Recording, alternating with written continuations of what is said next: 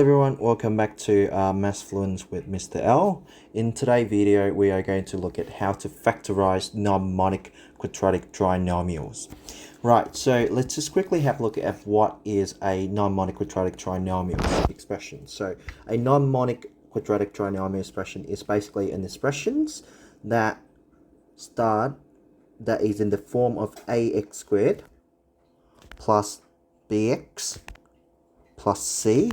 Now, a will not be equals to 1, because if it's equal to 1, it is a monic quadratic trinomial. So, how are we going to do this when we are given an expression that is in the form of ax squared plus bx plus c? So, what do we need to do? So, it's actually not as easy as the monic quadratic trinomials. If you want to explore what to do when we have a monic quadratic trinomials, you can look at my previous video.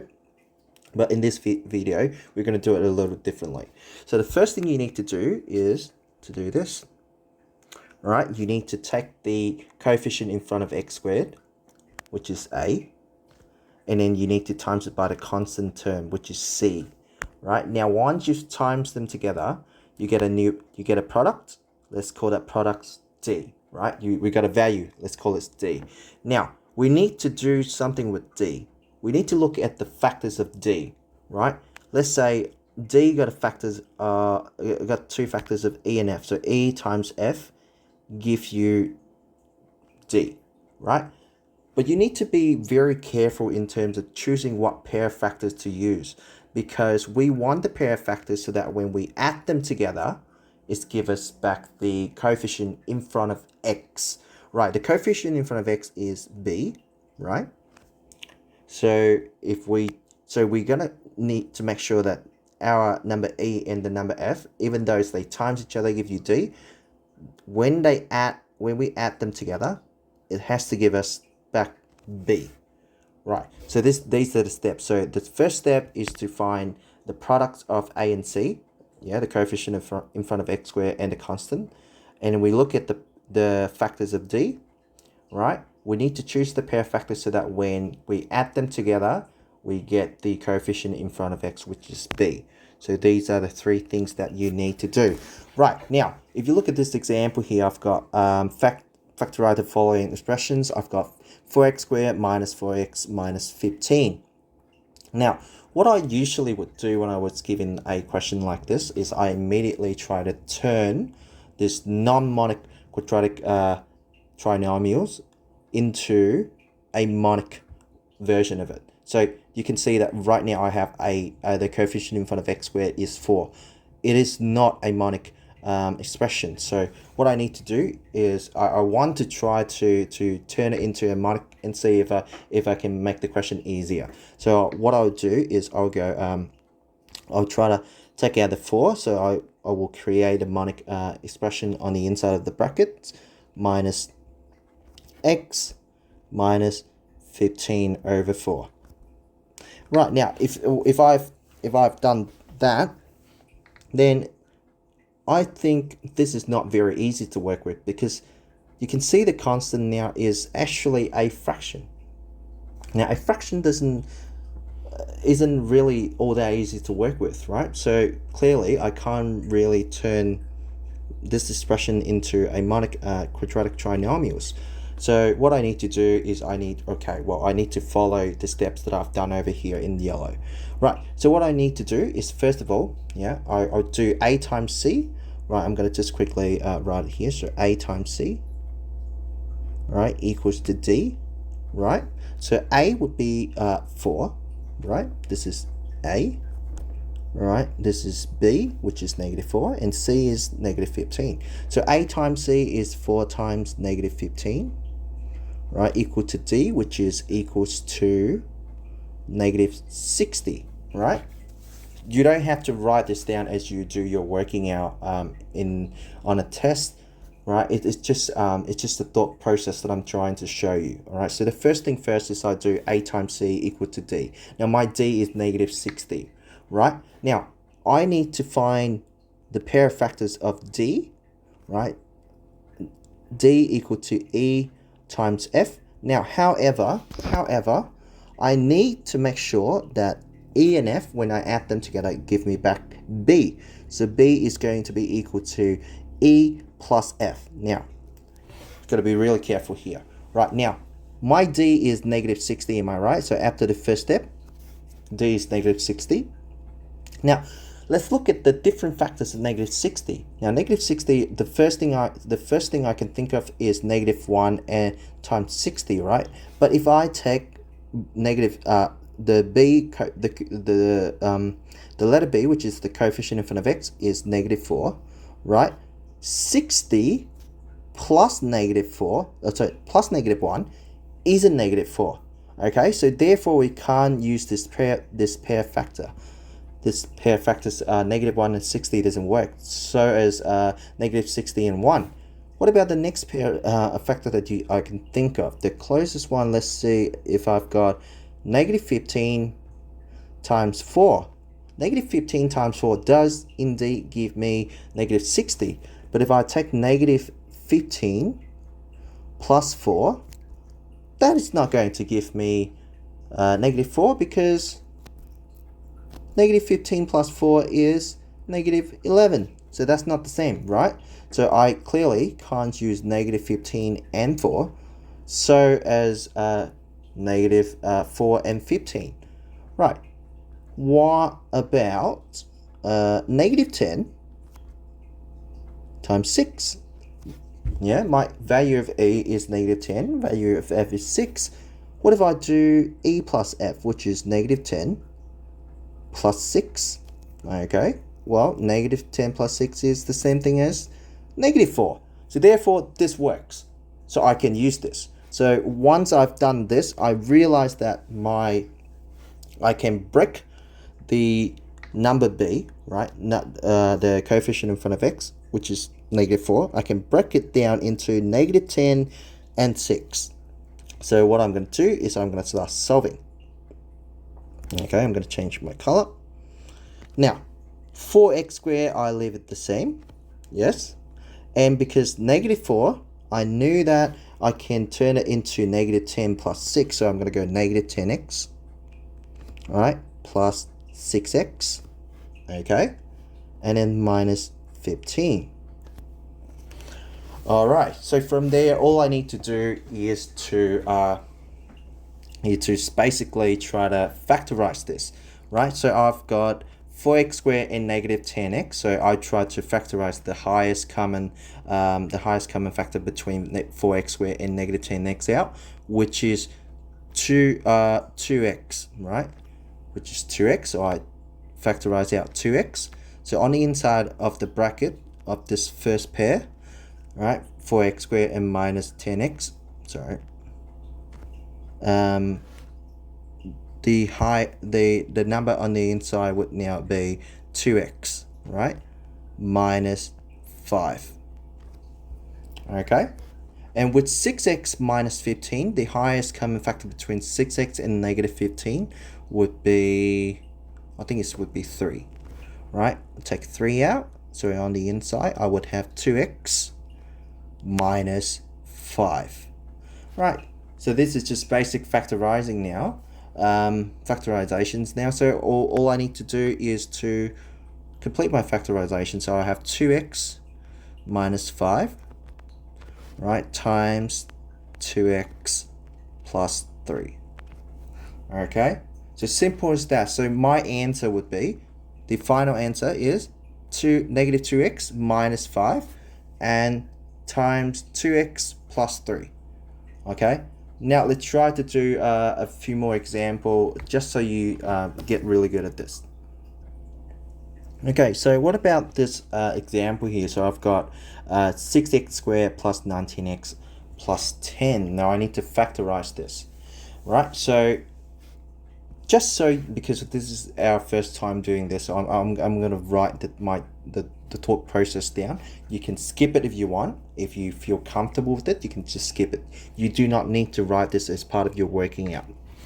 Okay, so let's first look at my coefficient. So the coefficient in front of x squared is a, coefficient in front of x is b, coefficient of the constant term is c. So all I need to do is to find out what a times c equals to.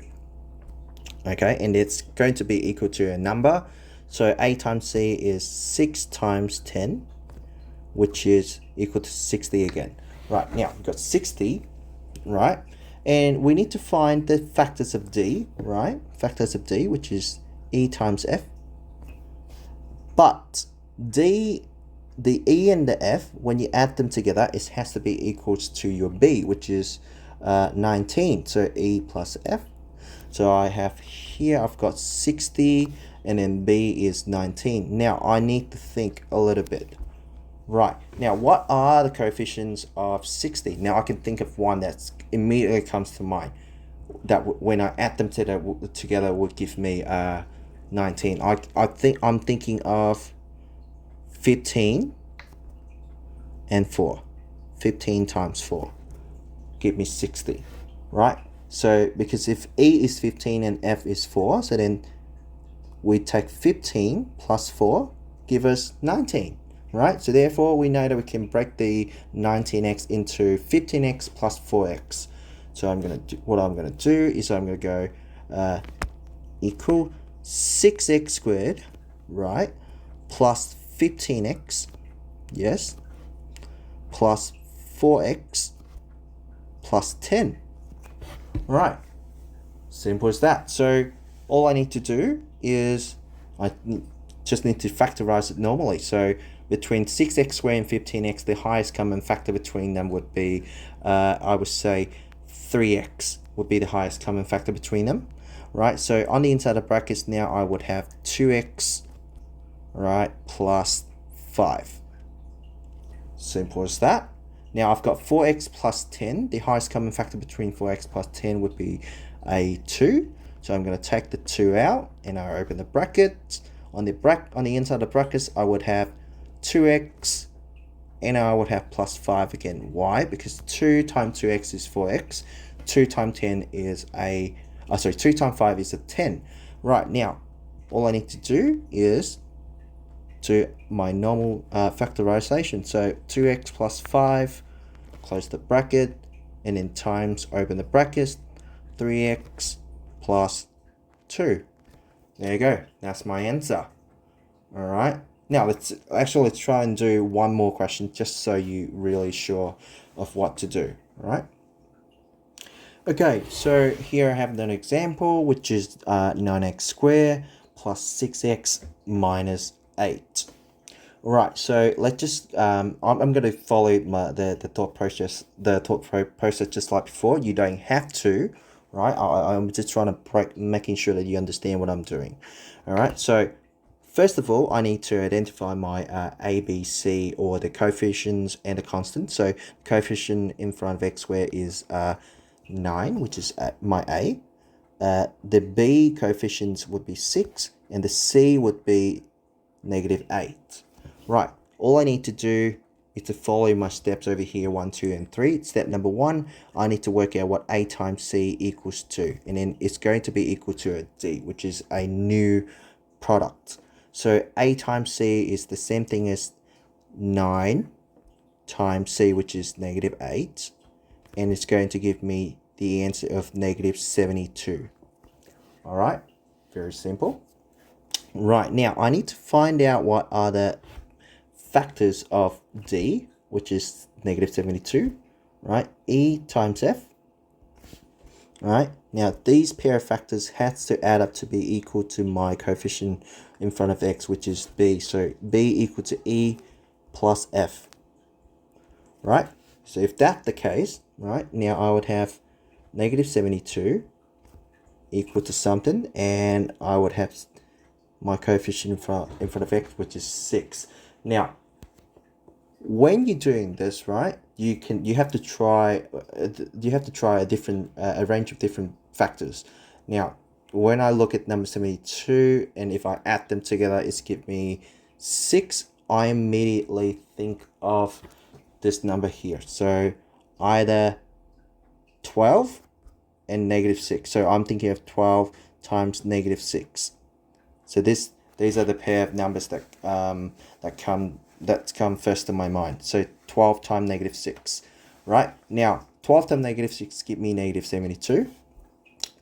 Let's see if I add them together. 12 at negative 6, which is plus minus 6. Then, yes, it does give me 6. So therefore, 12 and negative 6 is the pair of factors that I want. Right, so I'm going to go ahead and try to break 6x into 12x minus 6x. Right, so I'm going to do 9x squared, stay the same because I haven't done anything to it yet. Now, the only things that I'm working on right now is the 6x. So 6x is the same thing as 12x minus 6x minus 8. All right, simple as that. So from there, I'll just have to start to factorize. So between 9x squared and 12x, the highest common factor between them would be 3x. Right, so I'll take the 3x out. On the inside of brackets, I would have 3x, because 3x times 3x is 9x squared, and plus 4, because 3x times 4 is 12x. Now, with the highest common factor between negative 6x and negative 8, the highest common factor between them would be a 2.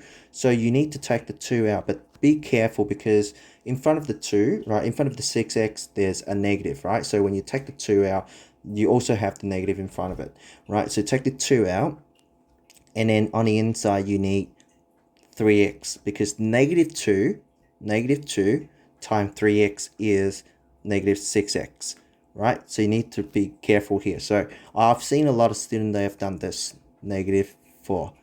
I've seen a lot of students done this here. So they go negative 2, and then on the inside of the brackets, they have 4, because negative 2 times negative 4, negative 2 times 4 is 8.